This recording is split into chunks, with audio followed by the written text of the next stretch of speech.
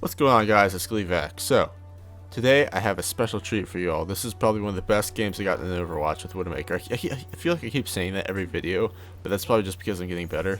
So the way this gameplay worked is I get like these really quick streaks, and then I just don't get a kill for like a minute. I think that's kind of how it works, but it's still one of the best games I gotten.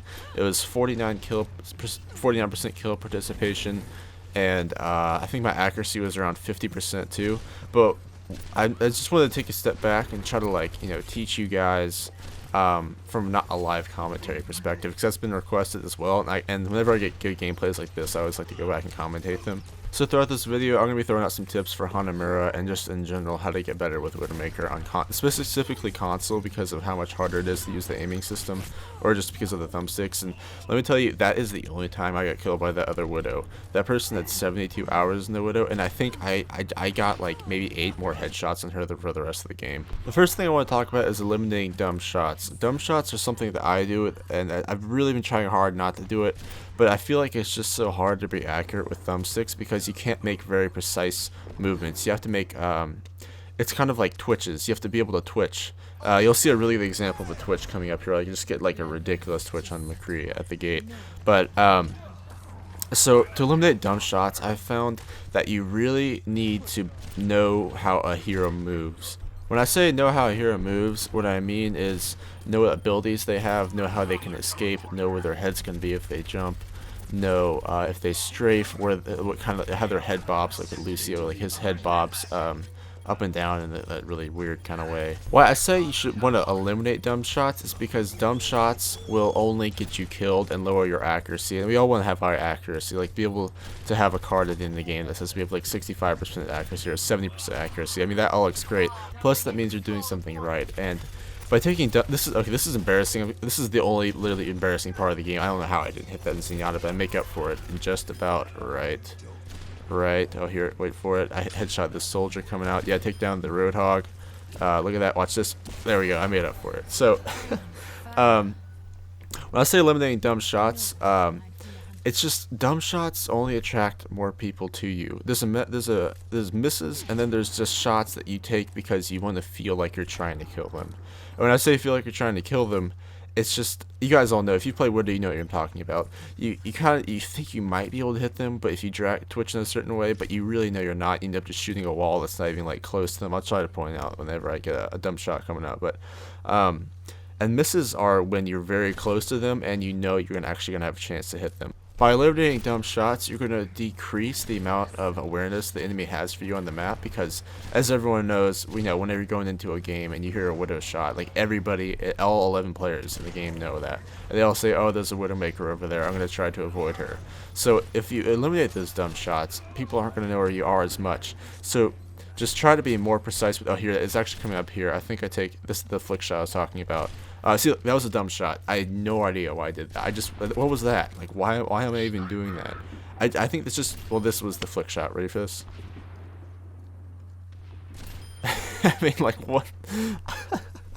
Like I just walked out of the gate and got domed. I know that's probably pretty easy to do on PC, but this is on console, and like that doesn't happen often, so it's a big deal. The best way you can go about eliminating dumb shots is to, you really need to be aware of what you're doing. You need to be able to say, okay, I'm not gonna shoot right now because I know I'm just gonna miss, and just try to. It's just a matter of self-awareness. I'd say, like, that just sounds really cheesy, like the gaming sense, but you gotta be like, okay, I know I'm not gonna be able to hit this guy because he's jumping all over the place, so I'm gonna try to wait until I have a fully charged up shot, and I'm gonna try to take it whenever I know I'm going to be able to at least hit some damage or just skim him. The next thing I want to talk about is 1v1 Widowmaker battles. So they can get really tricky, but the best way you should go about it is trying to take out like a shot or two, and if you miss, just back up and leave them alone for probably, like, I'd say 10 seconds, unless they're putting a lot of pressure on your team.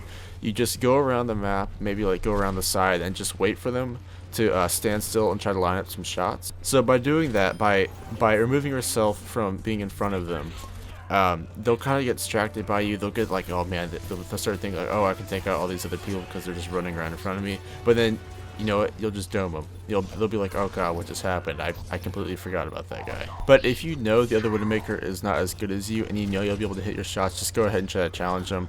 But you should never slowly scope in around a corner, if that makes any sense. You never want to be able to just scope in and just slowly peek around a corner, because especially if they have wall hack stuff, they'll be able to line up a really easy headshot, because they're going to know where your head is. But if you jump out, and that's where a scuff controller comes in handy, because you can jump and then scope at the same time. But if you jump out or around the corner, and then you charge up your shot and you manage to get a really nice flick shot off and then in the head, you know, that sweet domer, then that's when you'll be able to just, you'll be able to maximize it, right?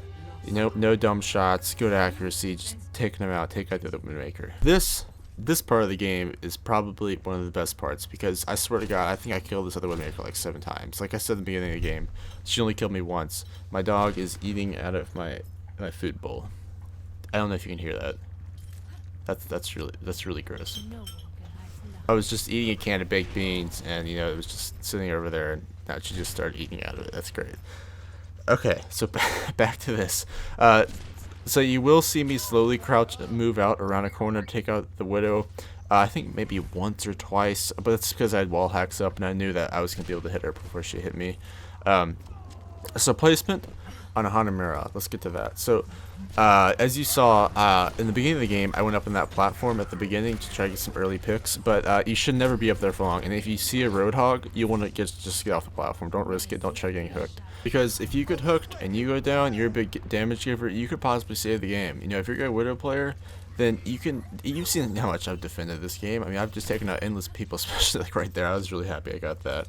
There's nothing more embarrassing than getting shot in the back of the head while you're running away. But so just be careful, you know, play your life. You're a really important player as Widow. And so also defending on that first point, once you get pushed back, you'll want to move to the right area, anywhere basically around the point in Hanamura. You can go in the left doorway, try to get some picks off. Just watch out, make sure they don't get pushed.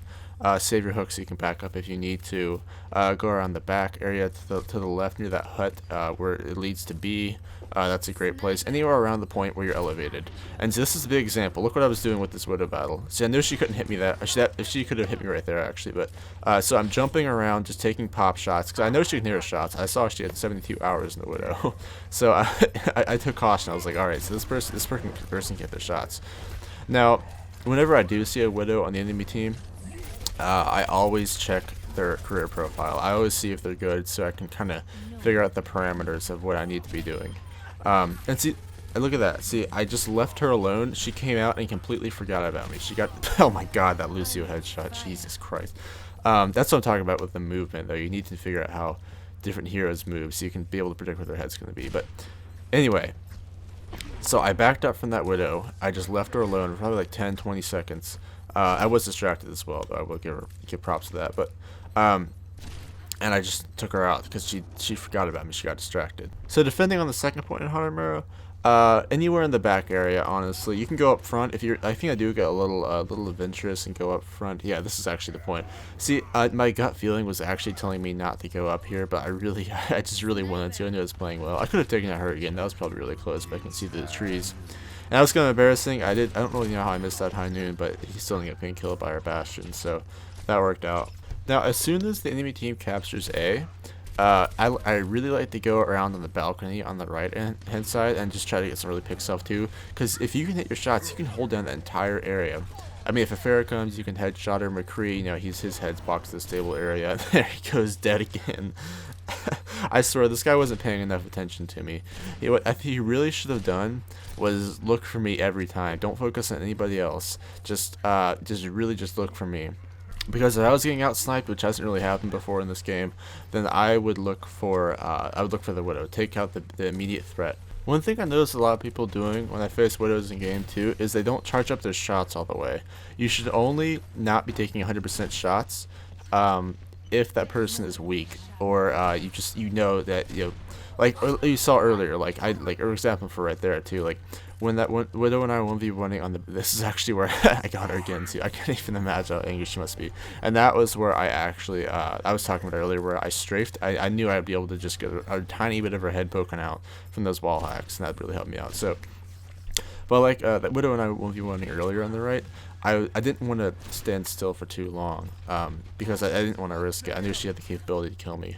So I would jump out and just take, just a little body shot, maybe just get hopefully a headshot off. But if it doesn't work out, that's not that big of a deal. Just leave her and come back to her later. One thing I haven't really talked about is mines in this game. Well, obviously save your hook for when you need it. I say it all the time. And this, I had no idea they could push that far into the spawn, so I wasn't really that concerned. But that really actually really pissed me off because it was so unexpected. But like I always say, save your hooks for when you need them. Just only use your hook to get you out of a situation when you absolutely need it, unless you know you're gonna have a recharge ready once you use it. So mines in this game, whenever you're around an area where there's people can push in and get you in a flank, just put it there. Even if it gets destroyed, at least near coming, you can charge up a headshot because they probably won't expect you to be looking there, and you can get damage off. On point, you saw me pop that mine down with the Reinhardt came just to get some extra damage off, because the mine, as much it doesn't really do that much damage, only does 75 over time. But it distorts their screen, and you get kind of like afraid. You're like, oh god, I can't see anything. I'm losing health. So it's really good for just distracting. But I hope you guys enjoyed this video. It's been Gleevac. There it is, 49% kill participation. Let me know if you like this kind of video too. I have a harder time doing this kind of commentaries because I tend to think in like kind of shorter bursts. That's just kind of how my mind works. So it's easier for me to do live comps. But hope you guys enjoyed this video. It's been Gleevac. Please leave a like rating if you enjoyed. Subscribe if you're new to my channel, and I'll see you later.